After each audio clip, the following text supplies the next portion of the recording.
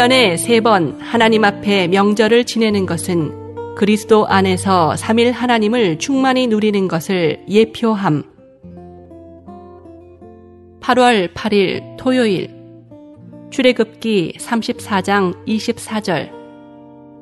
나는 민족들을 내 앞에서 쫓아내고 내 지경을 넓혀주며 내가 한 해에 3번 내 하나님 여호와 앞에 나오려고 올라올 때 아무도 내 땅을 탐내지 못하게 하겠다. 5. 주님을 누림으로써 대적들과 싸움. 이제 출애굽기 34장 23절과 24절을 살펴보도록 합시다. 남자들은 모두 1년에 3번 주 여호와 곧 이스라엘의 하나님 앞에 나와야 한다. 왜냐하면 나는 민족들을 내 앞에서 쫓아내고 내 지경을 넓혀주며 내가 한 해에 3번 내 하나님 여호와 앞에 나오려고 올라올 때 아무도 내 땅을 탐내지 못하게 하겠다. 이 구절들에는 24절에 시작할 때 왜냐하면 이라는 단어가 가리키는 중요한 요점이 있습니다. 이 단어는 무교절이시고 칠칠절이시고 수장절이신 주님을 누릴 필요가 있는 이유를 말해줍니다. 모든 남자들은 1년에 3번씩 주님 앞에 나가야 했습니다. 왜냐하면 주님은 민족들을 쫓아내셔서 이스라엘 자손을 위하여 지경을 넓혀주시려고 하셨기 때문입니다. 민족들은 땅을 점유하고 있었습니다. 그러나 주님은 그분이 그들을 쫓아내실 것, 그들을 몰아내실 것을 약속하셨습니다. 게다가 주님은 이스라엘 자손을 위하여 지경을 넓히시겠다고 약속하셨습니다. 이것은 그리스도를 누릴 수 있는 우리의 능력을 넓혀주시겠다는 의미입니다. 아마도 어떤 이스라엘 자손은 스스로 말했을 것입니다. 만일 우리가 무교절을 지키기 위하여 7일 동안을 허비한다면 적들을 방비할 수 있는 남자들이 아무도 없게 될 것이다. 블레셋 사람들이 명절 동안에 공격해온다고 가정해보라. 우리가 우리 자신들을 어떻게 방어할 수 있겠는가? 여기서 주님은 너희 모두는 평화로울 것이다. 만일 너희가 1년에 3번씩 나와 함께 명절을 누리러 올라온다면 이렇게 명절을 누리는 것을 엿보는 적들을 너희 땅에 가까이 오지 못하게 할 것이다 라고 말씀하시는 것 같습니다. 여기서의 원칙은 아주 의미심장합니다. 민족들을 내쫓고 지경을 넓히시겠다는 주님의 말씀은 만일 우리가 주님을 누리는 것을 주의하지 않는다면 적들이 우리를 공격하게 되리라는 것을 가리킵니다. 예를 들어 만일 당신이 매일 주님을 누리지 않는다면 당신은 당신의 기질에게 공격당할 것이며 패할 것입니다. 그뿐만 아니라 다른 많은 것들이 당신을 끌어가려고 들어올 것입니다. 그러나 만일 당신이 주님을 누리는 것을 주의한다면 이 누림은 악한 자들이 당신을 가까이 하지 못하게 할 것입니다. 24절에 탐내지라는 단어에 주의하십시오. 많은 소극적인 것들이 우리를 탐내고 우리를 끌어가려고 합니다. 그러나 우리의 이해가 부족하기 때문에 우리는 우리가 주님을 누리지 않을 때에도 대적들이 우리를 가까이 하지 않기를 원합니다. 그러나 체험에서부터 우리는 우리가 주님을 누리지 않으면 많은 병균들이 우리를 공격한다는 것을 압니다. 우리는 그 예로 우리의 육체적인 몸을 들 수 있습니다. 만일 당신이 건강한 몸을 갖기 원한다면 합당하게 먹고 좋은 식사를 해야 합니다. 만일 당신이 건강에 좋은 음식을 먹는다면 많은 세균들이 죽을 것이며 많은 병균들이 당신을 가까이 하지 않을 것입니다. 이것은 대적과 싸우는 가장 좋은 방법이 주님을 누리는 것임을 의미합니다.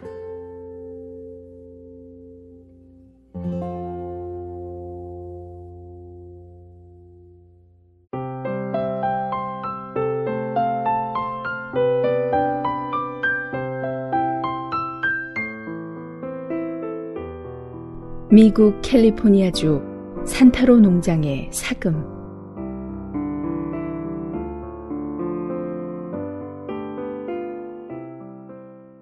(1849년) 봄, 캘리포니아주의 나이든 목수 마셜은 땅을 파다가 황색 돌 하나를 파냈습니다. 그는 집에 돌아가는 중에 그것을 비누 만드는 가마속에 던졌습니다. 다음 날 꺼내보니 그 돌은 황색빛을 발했습니다. 마셜은 즉시 돌을 가지고 주인 산타로에게 갔습니다. 그 돌을 자세히 살펴보던 산타로는 그 돌이 금덩어리임을 발견하고는 그 사실을 숨기고 아무 일도 없었던 것처럼 했습니다.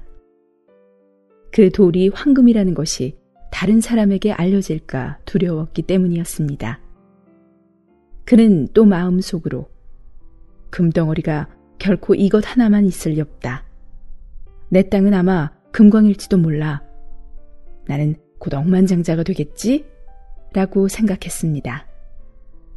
그러나 하루가 못 되어 이 소문은 먼 동네까지 널리 알려졌고 많은 사람들이 몰려들어 다투어 금을 파기 시작했습니다. 많으면 매일 5,000에서 6,000달러 정도 되는 금을 파냈고 적어도 1,000달러 정도를 팠습니다. 오래지 않아 금을 캐는 소식은 온 미국을 진동시켰습니다. 전국에 있는 사람들이 앞을 다투어 캘리포니아로 달려왔고 이 소식이 해외까지 전해져 사금을 캐는 사람들이 바다를 건너왔습니다. 사람들이 끊임없이 몰려오자 산타로 농장은 사람들로 가득 찼습니다. 밭은 짓밟히고 소와 양은 흩어지고 황금도 사람들이 캐 가버렸습니다. 산타로는 몹시 화가 나 눈을 부릅뜨고 쳐다보았지만 제재할 도리가 없었습니다. 이렇게 금광이 개발되자 캘리포니아는 갑자기 번화해지기 시작했고 정식으로 합중국의 한 주가 되었으며 법률이 무력 정치를 대신하게 되었습니다. 산타로는 소송을 제기하여 지금 살고 있는 사람들이 즉시 그의 토지를 돌려줄 것과 또한 그의 토지로부터 가져온 사금을 정부가 배상할 것을 청구했습니다. 소송에서 이긴 산타로는 눈물까지 흘리며 기뻐했지만 곧 수천의 주민들이 집단 폭동을 일으켰습니다. 그들은 깃대를 들고 일어나 법원에 불을 지르고 법관을 죽이고 산타로의 주택을 폭파시켰습니다. 과일나무는 모두 베어졌고 소와 말은 모두 도살당했습니다. 산타로의 세 아들 중 한 명이 피살되었고 한 명은 자살했으며 한 명은 배를 타고 도망하다 물에 빠져 죽었습니다. 외롭게 혼자만 남게 된 노인 산타로는 오래지 않아 정신착란을 일으켜 한 어두운 여관에서 쓰러져 죽었습니다.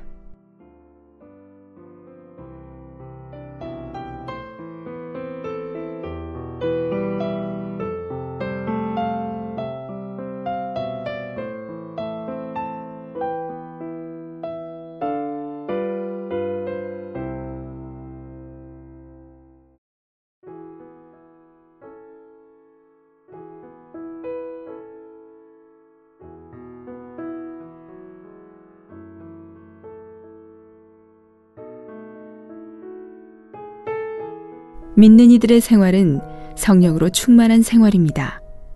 그러나 성령의 충만에는 조건이 있습니다. 그것은 바로 십자가입니다. 주 예수님을 따르던 제자들이 십자가를 거친 후에 성령의 충만을 체험했듯이 우리도 십자가를 먼저 거쳐야만 성령의 충만을 체험할 수 있습니다. 찬송가 228장은 이 원칙을 보여주는 찬송입니다. 작시인은 1절을 이렇게 시작합니다. 보혈로 날 씻으사 죄과를 다 씻고 주 거룩한 그 관유 내게 바르소서 라는 말로 1절을 시작합니다. 여기서 보혈은 십자가와 관련이 있고 관유는 성령을 예표합니다. 십자가를 아는 사람은 자기의 모든 실패를 인정하고 약함을 시인하고 주님의 영으로 충만되기를 사모합니다. 2절에도 동일한 원칙을 보여줍니다. 여기에 마음에 메마르고 약하며 탄식이 있는 한 사람이 나옵니다. 이 사람은 무엇을 할 의욕이나 힘이 조금도 없는 듯합니다. 그가 할 수 있는 것은 상처받은 반석이신 주님 안에 자신을 감추고 성령인 생수를 마시는 것입니다. 이것이 십자가를 아는 사람입니다. 주님을 따를 때 종종 우리는 자신에게 힘이 없을 뿐 아니라 거역이 가득하고 순종이 느리다는 것을 발견합니다. 이 때문에 우리는 마음이 냉담해지지요. 이것이 3절에서 말하는 바입니다. 가자니 갈 힘이 없고 안 가자니 마음이 눌리는 이 상태에서 구출되기를 바라다가 십자가를 예표하는 제단에 이르게 됩니다. 그는 다시 한번 헌신하는 데 이르게 되지요. 그럴 때 그는 주님께서 하늘에서 불을 내리사 그의 모든 상태를 불태워달라고 간구합니다. 이 찬송은 믿는 이의 속사정을 고백하면서 주님과의 대화로 가득한 찬송입니다. 4절에서 그는 내 몸에 주 십자가 더 깊이 역사해 날 티끌되게 하여 날 넓혀주소서 라고 기도합니다. 어떤 사람이 넓은 사람일까요?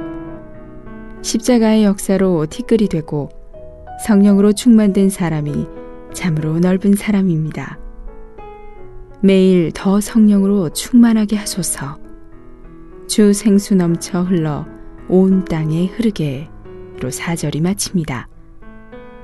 마지막에 와서 작시는 이제 자신의 상태에서 벗어나 넓은 사람이 될 뿐 아니라 생수를 온 땅으로 흘러보낼 수 있는 사람이 됩니다. 매일 더 성령으로 충만케 하소서. 주 생명 넘쳐 흘러 온 땅에 흐르게. 참으로 놀랍습니다. 십자가를 받아들이고 성령으로 충만된 사람은 넓은 사람일 뿐 아니라 다른 이에게 생수를 공급할 수 있는 사람입니다. 이러한 사람이 주님께서 얻고자 하는 사람입니다.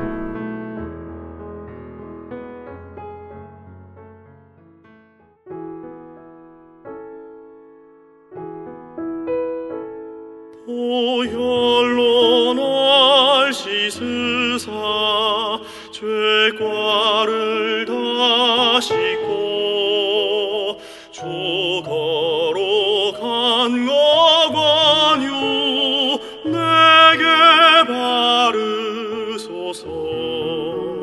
생활의 모든 실패 약함 시인하고 주 영으로 충만해 주 위에 살겠네.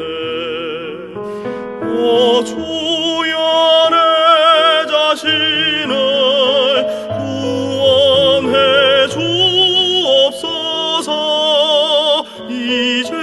이제부터 주로만 충만케 하소서. 메마른 내 맘 항상 약하여 탄식해 성령의 종만 맡길 진정 사모하네.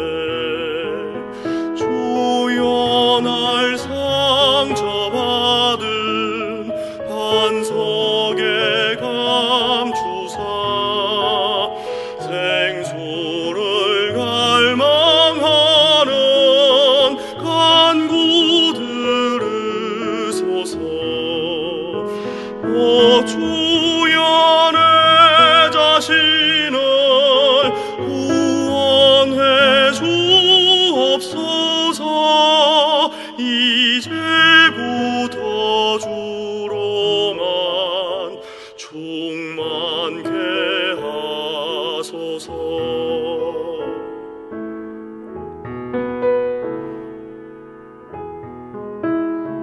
내 마음 냉담하고 순종함 느리니 다시 죽어여간게 성령 부소서. 오늘 나 제단 위에 자신을 드리니 하늘에 불 내리사 다 태워 주소서. 오 주여 내 자신을 구원해 주옵소서. 이제부터 주로만 충만케 하소서. 내 몸에 주 십자가 더 깊이 역사해 날 티끌되게 하여 날 넓혀 주소서. 매일 더 성령으로 충만케 하소서. 주 생수 넘쳐 흘러 온 땅에 흐르게. 오 주여 내 자신을 구원해 주옵소서. 이제부터 주로만 충만케 하소서. 오 주여 내 자신을 구원해 주옵소서. 이제부터 주로만 충만케 하소서.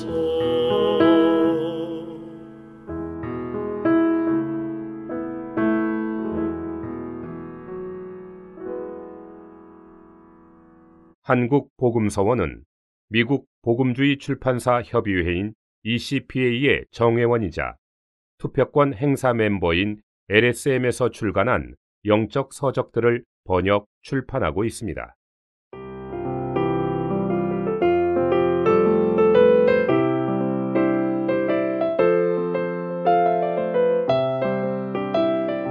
사람이 살면서 겪는 사춘기 아이들의 방황, 가정에서 배우자와의 충돌, 직장 동료와의 갈등, 이 모든 어려움의 해결책은 무엇이라 생각하십니까? 이 모든 문제는 그들이 처한 환경에 있지 않고 그들 자신의 인성과 성격에 있습니다. 30가지 성격의 양성을 통해 아름다운 성격으로 조성되길 바랍니다. 성격 30가지 그 7번째, 몰두. 몰두는 산만하지 않고 사람의 영과 혼과 몸의 각 부분이 집중하고 목표가 전이라며 일하는 것이 전이라여 마음과 힘을 오직 한 곳에 쏟는 것입니다. 잠언 20장 27절은 사람의 영은 여호와의 등불이다. 사람의 깊은 속을 살핀다. 라고 말합니다. 우리 사람의 영은 하나님을 담는 그릇이며 하나님의 등입니다. 하나님 이외에 어떤 것도 담아서는 안 됩니다. 우리의 영에 하나님 이외의 것을 담을 때 등은 어두워집니다. 그래서 바울은 술 취하지 마십시오. 술 취하는 것은 사람을 방탕하게 합니다. 다만 영 안에서 충만해지십시오. 라고 말합니다. 이것이 영의 전일함을 말하는 것입니다. 우리는 전일하게 영 안에서 사는 것을 훈련해야 하며 항상 우리의 영을 해방하여 영 안에서 하나님으로 충만해져야 합니다. 게다가 우리의 생각과 감정과 의지 또한 전일해야 합니다. 바울은 고린도후서 3장 16절에서 언제든지 우리의 마음을 주님께로 돌이키기만 하면 너울이 벗어질 것이라고 말합니다. 이것은 생각의 전이람을 말하는 것입니다. 마태복음 6장 24절에서 주 예수님은 제자들에게 그 누구도 두 주인을 섬길 수 없습니다. 이쪽을 미워하고 저쪽을 사랑하거나 혹 이쪽을 받들고 저쪽을 멸시하게 됩니다. 여러분은 하나님과 마몬을 함께 섬길 수 없습니다. 라고 말씀하십니다. 이것은 감정의 전일함을 말하는 것입니다. 우리의 감정은 전일해야 합니다. 즉, 주님과 마땅히 사랑해야 할 것을 사랑하고 세상과 사악한 일을 사랑하지 말아야 합니다. 이외에도 우리의 의지 또한 전이래야 합니다. 잠언 3장 5절과 6절은 너의 마음을 다하여 주님을 의뢰하고 내가 하는 모든 일에서 주님을 인정하여라. 그러면 주님께서 네가 가는 길을 곧게 하실 것이다. 라고 말합니다. 우리가 하는 일에 대한 어떤 결정도 모두 주님을 인정하는 것이어야 하며 또한 우리는 목표에 이르기까지 전심으로 주님을 의지해야 합니다. 누가복음 9장에서 주 예수님은 한 사람을 불러서 그분을 따르게 하셨습니다. 그 사람은 그렇게 하기를 원했지만 주님께 먼저 가서 가족들과 작별 인사를 하도록 허락해 주실 것을 말씀드렸습니다. 예수님은 그에게 손에 쟁기를 잡고 뒤를 돌아보는 사람은 하나님의 왕국에 합당하지 않습니다. 라고 하셨습니다. 이것은 우리가 주님을 따르려면 우리의 영과 혼과 몸이 모두 주님께 집중해야 한다는 것을 말합니다. 쟁기를 잡고 밭을 가려면 온 존재가 쟁기질하는 길에 집중해야 합니다. 뒤를 돌아보는 것은 말할 것도 없이 조금만 방해를 받으면 즉시 쟁기질하던 길은 구부러집니다. 주님은 우리가 마음속에 딴 마음을 품고 주님을 따르기를 원하지 않으십니다.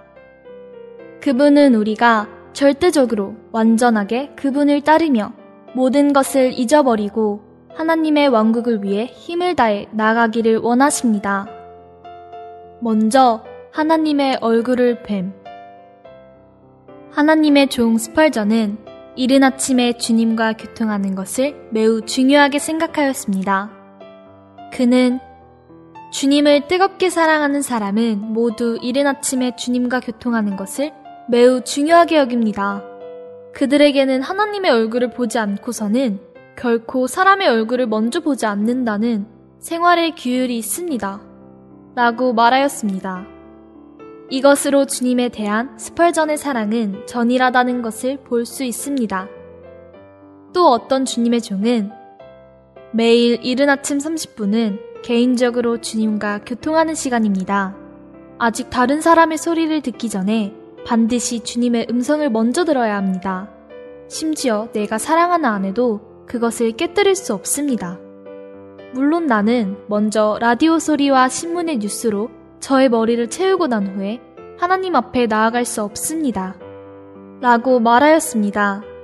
이외에도 하루 중 다만 아침에 30분 동안의 기도만으로는 부족합니다. 반드시 우리는 하루 중에 시시때때로 주님 앞으로 돌아와야 합니다.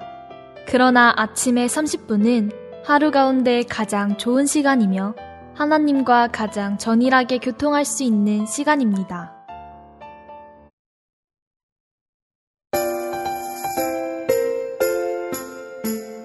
주님 말씀에 내 나는 세상의 빛 날 따르는 사람은 결코 어둠 속에 다니지 않으리 생명의 빛 얻으리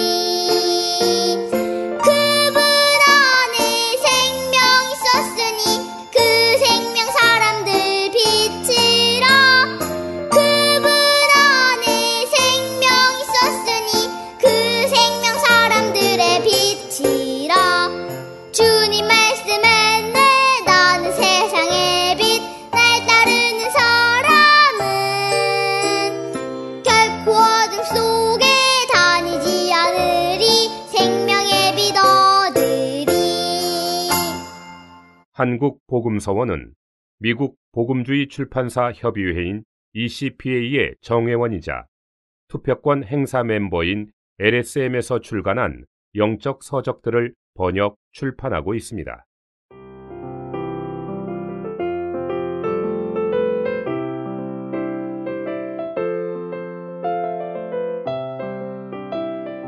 사람이 살면서 겪는 사춘기 아이들의 방황, 가정에서 배우자와의 충돌, 직장 동료와의 갈등, 이 모든 어려움의 해결책은 무엇이라 생각하십니까? 이 모든 문제는 그들이 처한 환경에 있지 않고 그들 자신의 인성과 성격에 있습니다. 30가지 성격의 양성을 통해 아름다운 성격으로 조성되길 바랍니다. 성격 30가지. 그 8번째, 공적임. 공적임이란 주로 공의, 공중도덕, 공평등의 뜻을 가리킵니다. 공적인 것은 단독적이지 않고 이기적이지 않으며 괴팍하지 않은 것입니다. 또한 교만하지 않고 경쟁하지 않으며 방관하지 않고 제3자가 되지 않으며 나쁜 일을 꾸미려고 서로 한통속이 되지 않는 것입니다. 공적임이란 자기만 생각하고 단체를 생각하지 않는 것이 아니고 자신을 향기로운 꽃이라고 여기며 스스로 만족하는 것도 아니며 자신만이 옳다고 생각하는 것이 아니고 개인주의도 아닙니다. 공적임이란 이기적인 생각이 없고 몸의 느낌 안에서 다른 사람을 돌볼 수 있는 것입니다. 바꿔 말해서 우리와 사람과의 관계에 있어서 공적임이란 같은 것을 생각하고 같은 사랑을 가지고 혼 안에 연결되어 서로 돌보고 함께 기뻐하고 함께 고통을 받으며 함께 영광을 얻는 것입니다. 또 다른 면에서 우리와 하나님과의 관계에 있어서 공적임이란 하나님의 뜻을 완성하기 위하여 개인의 이익을 내려놓고 사도와 삼위 하나님께 연결되는 것입니다. 공적임과 몰두는 서로 대비되는 성격입니다. 몰두는 하나님에 대해, 일에 대해, 목표에 대해 마음과 힘을 모아 한 곳에 집중하는 것을 가리키고 공적임은 다른 사람에 대해 단독적이지 않고 이기적이지 않으며 자신만이 옳다고 생각하지 않는 것을 가리킵니다. 일을 잘 하기 위해서는 사람에게 몰두하는 성격이 필요하지만 너무 몰두하는 사람은 쉽게 단독적이고 자신만이 옳다고 여기기 쉬우며 다른 사람과 단체 생활을 하기를 원하지 않고 심지어 자신이 다른 사람보다 낫다고 여깁니다. 그러므로 몰두하는 사람은 공적인 성격으로 균형을 잡을 필요가 있습니다. 교회 생활에서는 더욱 공적인 성격이 필요합니다. 왜냐하면 교회는 한 지체도 단독적으로 생활할 수 없는 그리스도의 몸이기 때문입니다. 그러므로 우리가 정상적인 교회 생활을 하기 위해서는 특별히 공적인 성격을 훈련할 필요가 있습니다. 공적임의 반대는 이기적임입니다. 이기적인 사람은 오직 자신만을 관심하고 다른 사람은 관심하지 않습니다. 이기적인 사람과 함께하기를 원하는 사람은 없습니다. 주님은 우리에게 여러분을 위하여 해주기를 남들에게 바라는 대로 여러분도 그들에게 그렇게 해주십시오 라고 말씀하셨습니다. 공적임을 훈련하려면 어떻게 사람을 대해야 하는지부터 시작해야 합니다. 가정에서는 물론이고 교회나 학교 생활에서 단독적이지 않고 이기적이지 않는 것을 배우고 다른 사람의 느낌을 고려하고 다른 사람의 이익을 먼저 구하는 것을 훈련해야 합니다. 이것이 바로 공적인 성격을 훈련하는 것입니다. 나는 석탄이 되기 원합니다. 어떤 봉사자가 어린이들에게 교회는 기차에 비교할 수 있습니다. 기차에는 기관차가 있고 철로가 있고 전등도 있고 기적도 있는데 이것은 마치 교회의 여러 종류의 사람들이 기능을 발휘하여 영적인 풍성을 운반하여 사람들의 필요를 공급하는 것과 같습니다. 여러분은 어느 부분이 되고 싶습니까? 라고 물어보았습니다. 한 어린이가 저는 기적이 되고 싶어요. 기적 소리가 울리면 사람들이 멀리서 듣고 기차가 곧 도착하는지 알 수 있으니까요. 라고 대답하였습니다. 또 다른 아이는 저는 난간이 되고 싶어요. 사람과 기차를 안전하게 보호해주니까요. 라고 대답하였습니다. 그런데 한 아이는 계속해서 입을 열지 않았습니다. 그래서 봉사자는 그에게 너는 무엇이 되고 싶으니? 라고 묻자 그는 저는 석탄이 되고 싶어요. 라고 대답했습니다. 봉사자는 다시 석탄이 무슨 쓸모가 있지? 라고 질문하자 그 아이는 석탄이 없으면 기차가 움직일 수 없어요. 석탄은 아궁이를 통해 들어가 불태워진 후에 재가 되어 길가에 버려져서 아무도 기억하지 않지만 석탄은 기차를 움직이는 큰 힘을 만들어내요. 그래서 나는 석탄이 되고 싶어요. 라고 대답하였습니다. 오늘날 교회 안에서 자신을 버려 일하는 사람이 얼마나 적은지, 교회를 위해 뒤에서 기도하며 하나님께 협력하는 사람은 기차의 석탄과 같은 존재입니다. 본 내용은 성격 양성 시리즈에서 발췌한 것입니다. 본도서에 관심이 있으신 분들은 인터넷 검색창에 한국복음서원 쇼핑몰 또는 1600-3191로 전화 주시면 감사하겠습니다. 리디북스에서 전자책으로도 구입이 가능합니다.